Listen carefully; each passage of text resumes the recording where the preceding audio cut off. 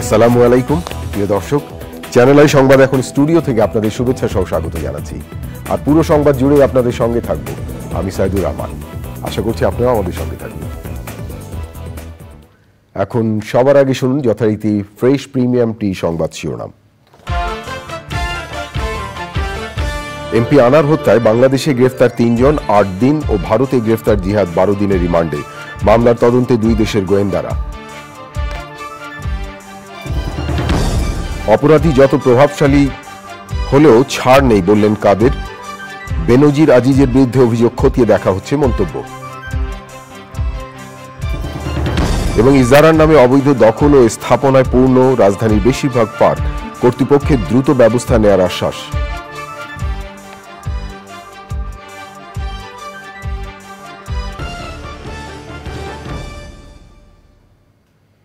প্রিয় দর্শক, এছাড়াও নিটোল টাটা বিশেষ সংবাদে যা থাকছে।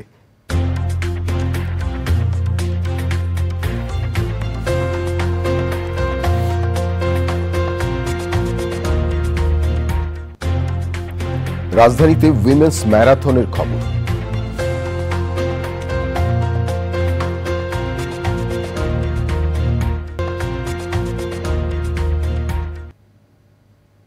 ধন্যবাদ প্রিয় দর্শক আমাদের সাথে যোগ দেওয়ার জন্য। এতক্ষণ সংবাদ শিরোনাম শুনলেন, চলুন যাওয়া যাক পুরো খবরে। আর এখনকার এই সংবাদ আয়োজন একই সঙ্গে চ্যানেলের ইউটিউব চ্যানেলে এবং চ্যানেলের ওটিটি প্ল্যাটফর্ম আইস্ক্রিনে লাইভ স্ট্রিম হচ্ছে। ঝিনাইদহ ৪ আসনের সংসদ সদস্য আনোয়ারুল আজিম আনারের খুনের ঘটনায় গ্রেফতার ৩ জনকে ৮ দিনের রিমান্ডে নিয়েছে গোয়েন্দা পুলিশ ডিবি। মিন্টু রোডে ডিবি কার্যালয়ে ভারত ও বাংলাদেশের গোয়েন্দাদের ব্যাপক জিজ্ঞাসাবাদের পর তাদের আদালতে হাজির করে রিমান্ড চান তদন্ত কর্মকর্তা। এদিকে ভারতে গ্রেফতার জিহাদকে ১২ দিনের রিমান্ডে নিয়ে জিজ্ঞাসাবাদ করছে সেদেশে ইন্টেলিজেন্স ব্যুরো। রিপোর্টে আরও জানাচ্ছেন শহীদুল্লাহ রাজু। সংসদ সদস্য আনোয়ারুল আজিম আনারের হত্যাকাণ্ডে চরমপন্থী নেতা শিমুল ভুইয়া ওরফে আমানুল্লাহ, তানবীর ভুইয়া ও শিলাস্তি রহমানকে ব্যাপক জিজ্ঞাসাবাদের পর সম্পৃক্ততা পাওয়ায় অপহরণ মামলায় তাদের গ্রেপ্তার দেখায় গোয়েন্দা পুলিশ ডিবি। শুক্রবার বিকেলে তাদের হাজির করা হয় ঢাকার চিফ মেট্রোপলিটন ম্যাজিস্ট্রেট আদালতে। অধিকতর জিজ্ঞাসাবাদের জন্য ৩ জনকেই ১০ দিনের রিমান্ডে চায় ডিবি। যে ব্যবসায়িক লেনদেনের কারণে আনোয়ারুল আজিম অর্থাৎ এমপি সাহেবের সাথে আখতারুজ্জামান শাহিনের একটা দ্বন্দ্ব দীর্ঘদিনের, আনোয়ারুল আজিম সাহেব এরা কখনোই জানতে পারে নাই। সেই দ্বন্দ্বের পরিপ্রেক্ষিতে এখানে হত্যার অনেক চেষ্টা করছে, সে না পেরে ভারতে ব্যবসায়িক আলোচনার নাম করে ভারতে তাকে নিয়ে গেছে। সে সহজ সরল মনে ভারতে চলে গেছেন, ওখানে গিয়ে সেই শাহিন সাহেব এই হত্যাকাণ্ডটা করে। আনোয়ারুল আজিমের মেয়ের অপহরণ একটা মামলা করা ছিল, সেই অপহরণ মামলায় আজকে ৩ আসামিকে রিমান্ডের আবেদন করছেন। 10 দিন করে রিমান্ড চেয়েছেন। প্রত্যেক আসামিকে 8 দিন করে সতর্কতার সহিত হাইকোর্টের নির্দেশ মোতাবেক জিজ্ঞাসাবাদের জন্য আদেশ দিয়েছে বিজ্ঞ আদালত। হত্যার সবকিছু যখন উন্মোচন হবে তখনই হত্যা মামলায় রূপান্তরিত হবে। আসামিদের পক্ষে কোনো আইনজীবী শুনানি না করলেও শিলাস্তি রহমান নিজেই আদালতের কাছে নিজেকে নির্দোষ দাবি করেন। আসামির পক্ষে কোনো আইনজীবী ছিল না, কোনো প্রেয়ারও ছিল না, কোনো বক্তব্যও তাদের ছিল না। শুধু শিলাস্তি রহমান বলেছিল যে আমাকে কেন অ্যারেস্ট করা হলো, আমি তো কিছুই জানি না। আসামিদের ৮ দিনের রিমান্ড মঞ্জুর করে আদালত। পরে কড়া পাহারায় তাদেরকে মিন্টো রোডে ডিবি কার্যালয়ে নিয়ে যাওয়া হয়। এদিকে কলকাতায় নিউ টাউনের ফ্ল্যাটে সংসদ সদস্য আনার হত্যাকাণ্ডের ঘটনায় দায়ের করা মামলায় জিহাদ হাওলাদার ওরফে কসাই জিহাদকে গ্রেপ্তার দেখিয়ে আদালতে হাজির করে 2 সপ্তাহের পুলিশ রিমান্ড চান তদন্তকারী কর্মকর্তা। 12 দিনের রিমান্ড মঞ্জুর করে পশ্চিমবঙ্গের বারাসাত আদালত। কলকাতা পুলিশ বলছে, হত্যার পর কসাই জিহাদ মৃতদেহ টুকরো টুকরো করেছে। ঢাকার শেরেবাংলা নগর থানার মামলা এবং কলকাতায় দায়ের করা মামলা সমন্বয় করে তদন্ত করছেন দুদেশের গোয়েন্দারা। Shahidullah Raju, channel I, Dhaka. কলকাতায় নিহত সংসদ সদস্য আনোয়ারুল আজিম আনারের মরদেহের অপেক্ষায় কালীগঞ্জ সহ ঝিনাইদহের হাজারো নেতাকর্মী। এখনও তার মরদেহের সন্ধান না পাওয়ায় হতাশা বাড়ছে স্বজনদের। এদিকে সকালে কালীগঞ্জ পৌঁছেছেন তার মেয়ে মুনতারিন ফিরদৌস ডরিন। বাবা হত্যার বিচার চেয়েছেন তিনি। প্রিয় দর্শক, ঝিনাইদহ থেকে শেখ সেলিমের পাঠানো তথ্য ভিডিও চিত্র নিয়ে দেখুন মিথিলা নাজনীর রিপোর্টটি। মেয়ে মুমতারিন ফেরদৌস ডরিনের যাওয়ার খবর শুনে শুক্রবার সকালে কালীগঞ্জে সংসদ সদস্য আনোয়ারুল আজিম আনারের বাড়ির সামনে জড়ো হয় হাজারো নেতাকর্মী শুভাকাঙ্ক্ষীরা। মেয়েকে সান্ত্বনা দেন নেতাকর্মীরা। এখনও মরদেহ উদ্ধার না হওয়ায় হতাশ তারা। শেষবারের মতো প্রিয় নেতাকে দেখার অপেক্ষায় নেতাকর্মীরা। সেই সাথে চান খুনিদের দৃষ্টান্তমূলক শাস্তি। ছিন্ন ভিন্ন দেহর যে কোনো অংশ উদ্ধার হোক সেটাই আমরা চাই এবং সেটাকে আমরা লাশ মনে করে এই আমাদের পারিবারিক গোরস্থানে আমরা দাফন করব এবং আমরা জানাজা করতে চাই। শাহিনরে যদি আমরা ধরে আনতে পারি এবং আইনের আওতায় আনা যায় তাহলে এর তৃণমূল পর্যন্ত কারা জড়িত আছে সব কিছু বেরিয়ে যাবে। তিনি মোটরসাইকেল করে মানুষের দোরগোড়ায় পৌঁছে গিয়েছেন, মানুষের বাড়ি বাড়ি খোঁজ নিয়েছেন, কোথায় কখন কার সুবিধা অসুবিধা হয়েছে সেগুলো দেখভাল করেছেন, এলাকার উন্নয়ন করেছেন। এই ধরনের এমপি আমরা 1975 পরবর্তী পর্যায়ে আমরা এই ধরনের পাইনি। এমন এমপি পৃথিবী খুঁজে পাওয়া যাবে না। সে জনপ্রিয়তা সবার কাছে, দাঁড়ে দাঁড়ে যে সে কখনোই একটা দিন সে শান্তির সাথে ঘুমাতে পারেনি। মুমতারিন ফেরদৌস ডরিন বলেন, হত্যাকাণ্ডের সুষ্ঠু বিচারে প্রধানমন্ত্রী শেখ হাসিনা আশ্বস্ত করেছেন তাকে। আমি জীবনে বলতে পারবো না, আমি যতদিন বেঁচে থাকবো আমি এই কথা বলতে পারবো না, আমি কোনোদিনও বলতে পারবো না। উপরে যদি আল্লাহ যদি থাকে আমার এই দীর্ঘ নিঃশ্বাস, আমার চোখের পানি, আল্লাহ এর বিচার করবে। গত 12 মে কলকাতায় চিকিৎসার জন্য যান ঝিনাইদহ 4 আসনের সংসদ সদস্য আনোয়ারুল আজিম আনার।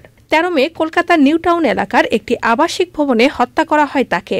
এ ঘটনায় হত্যাকারীদের মধ্যে 3 জন গ্রেপ্তার হলেও এখনও ধরাছোঁয়ার বাইরে মূল পরিকল্পনাকারী আখতারুজ্জামান শাহিন। Mithila Naznin, channel I. আওয়ামী লীগের সাধারণ সম্পাদক ওবায়দুল কাদের বলেছেন, সাবেক আইজিপি বেনজির আহমেদ এবং সাবেক সেনাপ্রধান আজিজ আহমেদ যদি অপরাধ করে থাকেন তবে সরকার তাদের রক্ষা করতে যাবে না। ওবায়দুল কাদের বলেন, দেশে এখন অপরাধীকে অপরাধী হিসেবেই দেখা হয়, তাই যে যত বড় অপরাধী হোক না কেন অপরাধ করলে শাস্তি পেতেই হবে।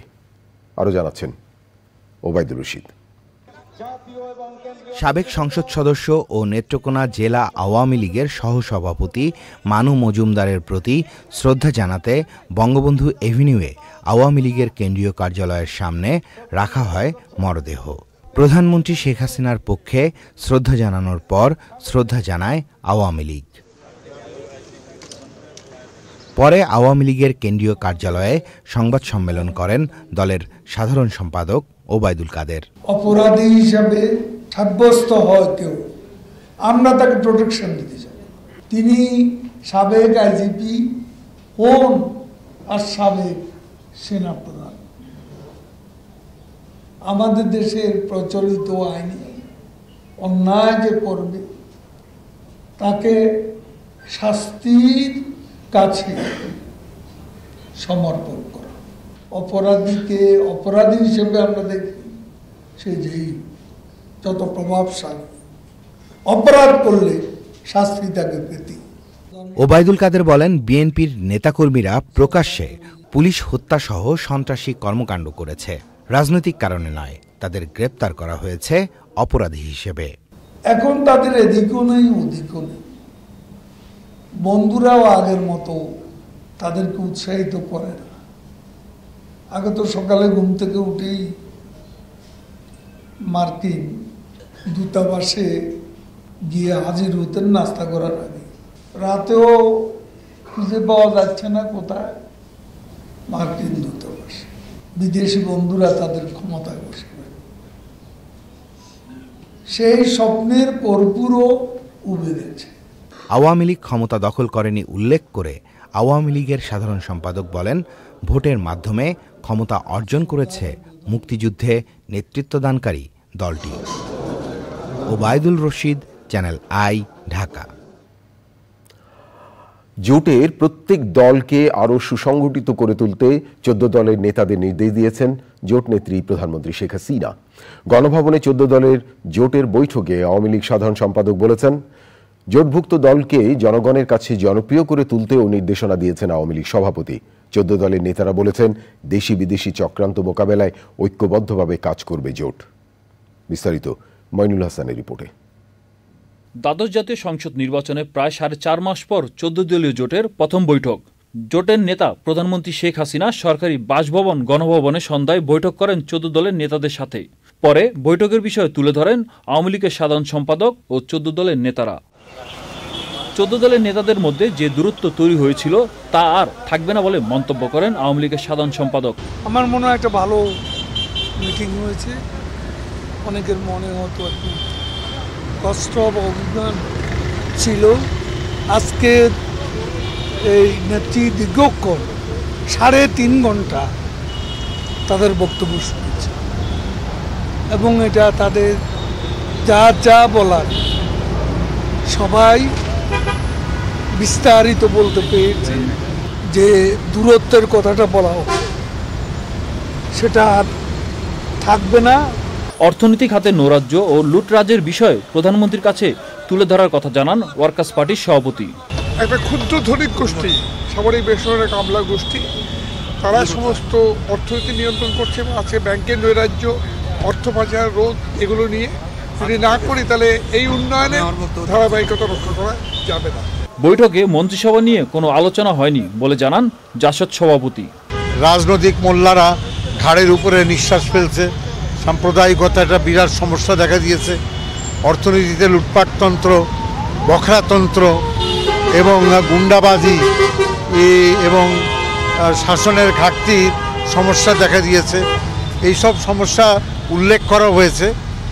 এখন এই সব কিছু নিয়ে আলোচনা করে যার যার দলের থেকে আবার বোঝাপড়া করে ভবিষ্যৎ কার্যক্রম নির্ধারণ করা হবে আর কি। 2004 সালে আওয়ামী লীগের নেতৃত্বে গঠন করা হয় রাজনৈতিক জোট 14 দল। 2008-এ নির্বাচনে 1/3 সংখ্যাগরিষ্ঠতা নিয়ে সরকার গঠন করে মহাজোট। 2018 সালে নির্বাচনের পর অনেকটাই নিষ্প্রভ হয় এই জোট। 2018 ও 2024 সালের নির্বাচনের পর গঠিত মন্ত্রিসভায় 14 দলের কোনো নেতাকে দেখা যায়নি। Monirul Hasan, channel I, Dhaka. ইজারার নামে অবৈধ দখল ও স্থাপনা নির্মাণ, গাড়ি পার্কিং, আবর্জনা ছড়াছড়ি এবং অনুমোদনহীন রাইড বসানোর পাশাপাশি বাণিজ্যিক কার্যক্রমে বিপন্ন রাজধানীর অধিকাংশ পার্ক। বছরের পর বছর চলতে থাকা এমন পরিস্থিতি নিয়ে নানা অভিযোগের পর ব্যবস্থা নেওয়ার আশ্বাস দিয়েছে কর্তৃপক্ষ। পরিবেশ রক্ষায় পার্কগুলোর যথাযথ সংরক্ষণের পাশাপাশি সবুজায়নের দাবি নগরবাসীর। প্রিয় দর্শক, আব্দুল করিমের ভিডিও চিত্রে দেখুন আল আমিন আল রাজি রিপোর্টটি। দেখে বোঝারই উপায় নেই এটি যাত্রাবাড়ির শেখ রাসেল পার্ক।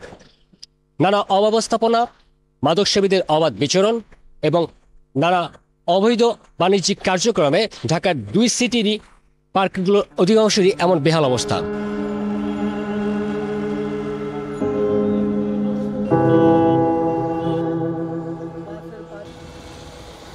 ঢাকা দক্ষিণ সিটি কর্পোরেশনে পার্ক বা উদ্যান রয়েছে মাত্র 27টি। এর মধ্যে 6টি পার্কের নিয়ন্ত্রণে ইজারাদার। লোকবল সংকট সহ নানা কারণে যথাযথ রক্ষণাবেক্ষণে প্রতি বছর পার্ক ইজারা দিচ্ছে সিটি কর্পোরেশন।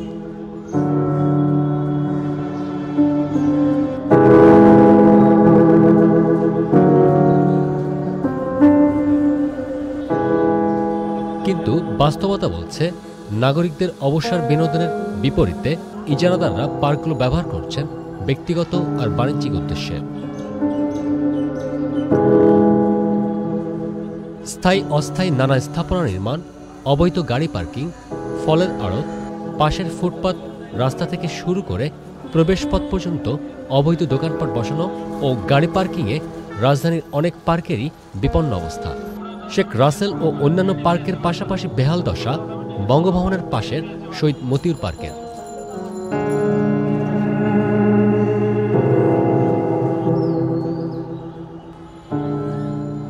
গাড়ি এখানে স্ট্যান্ডে থাকে, মানে এই পার্কের এই কোনায় দিয়ে রাখা। এই জায়গা তো 200-300 টাকা করে নিয়ে গাড়ি পার্কিং দেয়।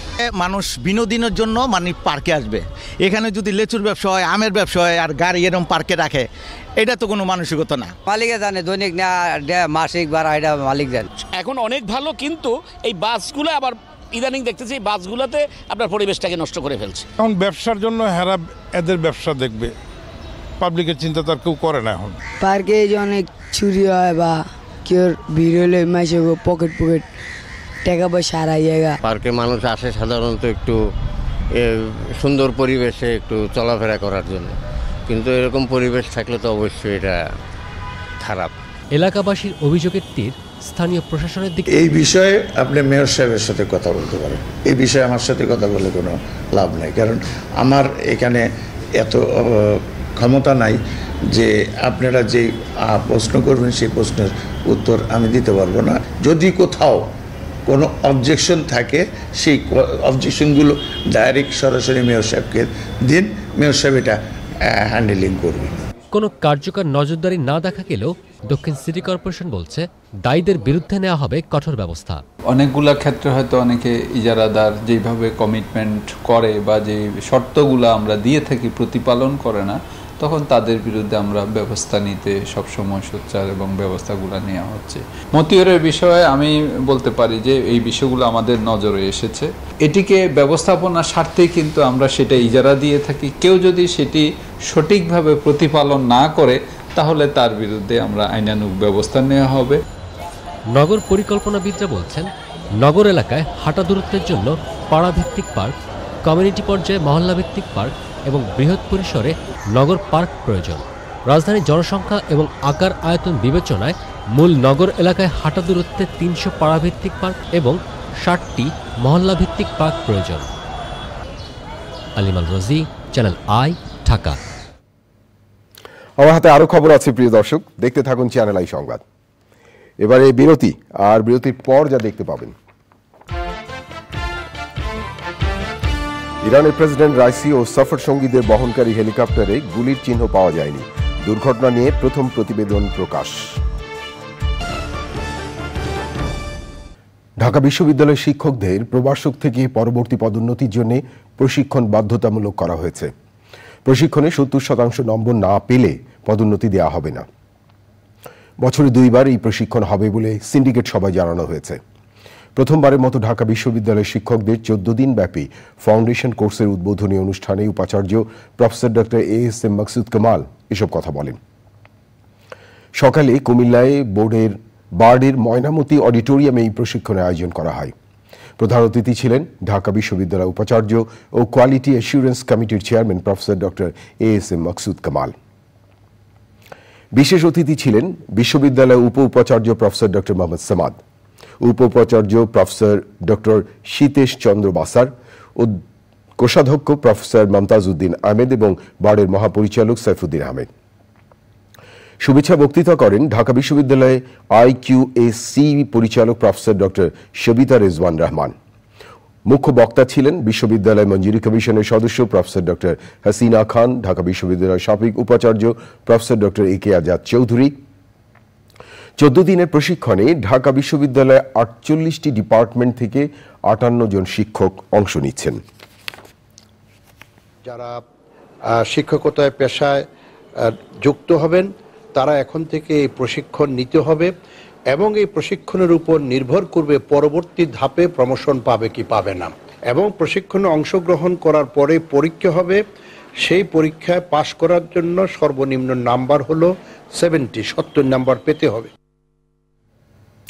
ডক্টর ASM মাকসুদ কামাল ঢাকা বিশ্ববিদ্যালয়ের উপাচার্য কথা বলছিলেন। প্রিয় দর্শক, এবারে দৃষ্টি দেব আন্তর্জাতিক অঙ্গনের দিকে। ইরানের প্রেসিডেন্ট ইব্রাহিম রাইসি সহ তার সফর সঙ্গীদের বহনকারী হেলিকপ্টার দুর্ঘটনার কারণে প্রথম প্রতিবেদন প্রকাশ করেছে দেশটির সশস্ত্র বাহিনী। প্রতিবেদনে বলা হয়, প্রেসিডেন্ট রাইসিকে বহনকারী হেলিকপ্টারের ধ্বংসাবশেষের অবশিষ্ট অংশে কোনো গুলির চিহ্ন বা গর্ত পাওয়া যায়নি। হেলিকপ্টারটি পাহাড়ে বিধ্বস্ত হওয়ার পর আগুন লেগে যায়। এ বিষয়ে একজন বেসামরিক বিমান পরিবহন বিশেষজ্ঞ বলেন, প্রেসিডেন্ট রাইসিকে বহনকারী হেলিকপ্টারটি বেশ পুরনো, তাই যান্ত্রিক ত্রুটি এবং বৈরী আবহাওয়ার কারণে বিধ্বস্ত হওয়ার সম্ভাবনা বেশি। দুর্ঘটনার কারণে তদন্তে ইরান সরকারও কমিটি গঠন করেছে। আন্তর্জাতিক অঙ্গনে আরো খবর। গাজার একমাত্র নিরাপদ অঞ্চল রাফায় ইসরায়েলি হামলা বন্ধ করতে আজ আন্তর্জাতিক বিচার আদালত ICJ-র রায় দেওয়ার কথা রয়েছে। তবে রায় দেওয়ার আগেই রাফার দিকে ভারী অস্ত্র এবং গোলাবারুদ নিয়ে এগিয়ে যাচ্ছে ইসরায়েলি সেনারা। এদিকে গাজার আলাক্সা হাসপাতালে জ্বালানির অভাবে বিদ্যুৎ এবং চিকিৎসা পরিষেবা বন্ধ হয়ে রোগী মারা যাচ্ছে বলে জানিয়েছেন কর্তৃপক্ষ। বিস্তারিত জানাচ্ছেন সুব্রত গাইন। আন্তর্জাতিক বিচার আদালত ICJ নেদারল্যান্ডসের স্থানীয় সময় বিকেল 3টায় গাজার রাফায় ইসরায়েলি হামলা বন্ধ করার বিষয়ে রায় দেওয়ার কথা রয়েছে। সাউথ আফ্রিকার করা আবেদনের ভিত্তিতে এই রায় দেবে বলে আশা করা হচ্ছে। তবে আইসিজের রায় ঘোষণার আগেই গাজায় হামলার তীব্রতা বাড়ানোর পাশাপাশি ভারী অস্ত্র আর গোলাবারুদ নিয়ে এগিয়ে যাচ্ছে ইসরায়েলি সেনারা। এমনকি হামলার আতঙ্কে মাত্র 2 সপ্তাহে 9 লাখ ফিলিস্তিনি বাস্তুচ্যুত হয়েছে। আশ্রয়, খাদ্য, পানি ও ঔষধের প্রচণ্ড অভাব দেখা দিয়েছে। জ্বালানির অভাবে গাজার আল-আকসা শহীদ হাসপাতালে বিদ্যুৎ ও চিকিৎসা পরিষেবা বন্ধ হয়ে গেছে। এতে রোগীরা মৃত্যুর দিকে এগিয়ে যাচ্ছে বলে জানিয়েছে হাসপাতাল কর্তৃপক্ষ। ইসরায়েলি সামরিক বাহিনী বলছে, উত্তর গাজার জাবালিয়ায় অভিযানে 3 জিম্মির মরদেহ উদ্ধার করা হয়েছে। হামাসকে পুরোপুরি নির্মূল না করা পর্যন্ত এই অভিযান চালিয়ে যাওয়ার কথাও জানিয়েছে ইসরায়েলি বাহিনী। এদিকে স্পেন, আয়ারল্যান্ড ও নরওয়ে ফিলিস্তিনিকে স্বাধীন রাষ্ট্র হিসেবে স্বীকৃতি দেওয়ার কথা জানানোর পর জেরুজালেমে স্প্যানিশ কনসুলেটে ফিলিস্তিনিদের পরিষেবা দিতে অস্বীকৃতি জানিয়েছে Israel. Subrata Gain, Channel I. প্রিয় দর্শক, এবারে আইসক্রিম সাংস্কৃতিক সংবাদ।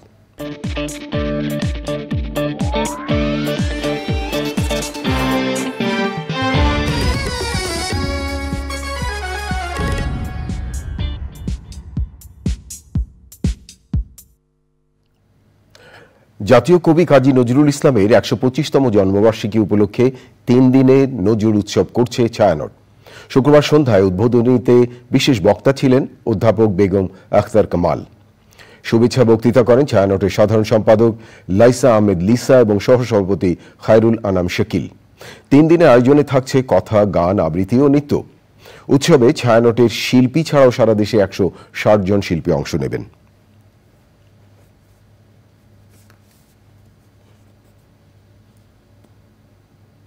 এবারে নিটোল টাটা বিশেষ সংবাদ।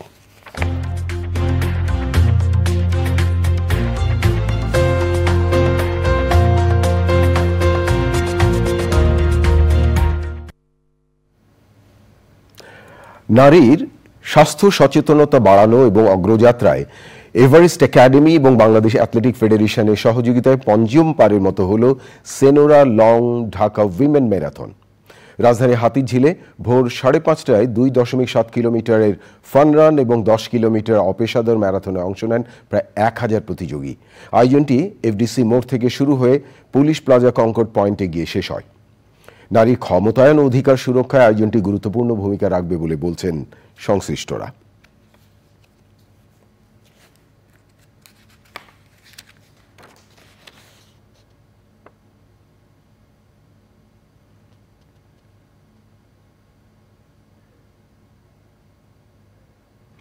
প্রিয় দর্শক, এবারে কৃষি সংবাদ।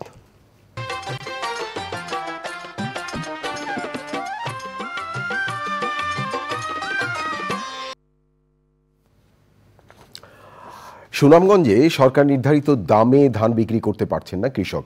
হাওড় অঞ্চলে সব কৃষক খাদ্য নিয়ন্ত্রণ অফিসে যেতে না পারায় মধ্যস্বত্বভোগীর কাছে ধান বিক্রি করে দিতে বাধ্য হচ্ছেন। এ বিষয়ে দ্রুত পদক্ষেপ নেওয়া হবে বলে জানিয়েছে জেলা প্রশাসন। এখন দেখবেন প্রকৃতি সংবাদ।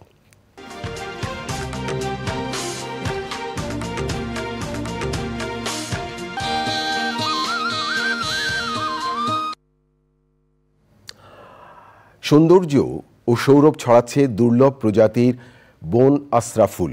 রংপুরের বেগম রোকেয়া বিশ্ববিদ্যালয় ক্যাম্পাসে ফোটা বন আশ্রা ফুল প্রকৃতি ও পরিবেশকে করে তুলেছে প্রাণবন্ত।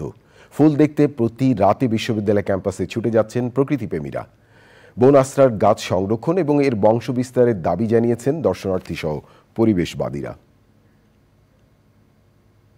প্রিয় দর্শক, থাকুন চ্যানেলের সঙ্গে। ফিরছি একটু পরে আরো খবর নিয়ে। আবারও বিরতি, আর বিরতির পর যা দেখতে পাবেন, যুক্তরাষ্ট্রের কাছে সিরিজ হারকে দলের সামগ্রিক ব্যর্থতা মনে করেন সাকিব। টি-20 ফরম্যাটে ছোট বড় দল বলে কিছু নেই মন্তব্য। নিউ ইয়র্কে আন্তর্জাতিক বইমেলাকে সামনে রেখে লেখক, প্রকাশক এবং আয়োজকদের নিয়ে পরিচিতি এবং মত বিনিময় সভা হয়েছে। নিউ ইয়র্কের সাপ্তাহিক ট্যাবলয়েড পত্রিকা ঠিকানার এই আয়োজনের প্রধান অতিথি ছিলেন মুক্তধারা ফাউন্ডেশনের নিউ ইয়র্কের চেয়ারম্যান ডক্টর নুরান নবী, মুক্তধারা ফাউন্ডেশনের প্রতিষ্ঠাতা বিশ্বজিৎ সাহা, নিউ ইয়র্কের আন্তর্জাতিক বইমেলার আহ্বায়ক হাসান ফেরদৌস এবং বাংলাদেশ ও ভারত সহ বিভিন্ন দেশের প্রকাশনা সংস্থার কর্ণধার ও লেখকরা। লেখক, পাঠক ও প্রকাশকরা আশা করছেন নিউ ইয়র্ক বইমেলা এবার ভালোভাবে জমে উঠবে।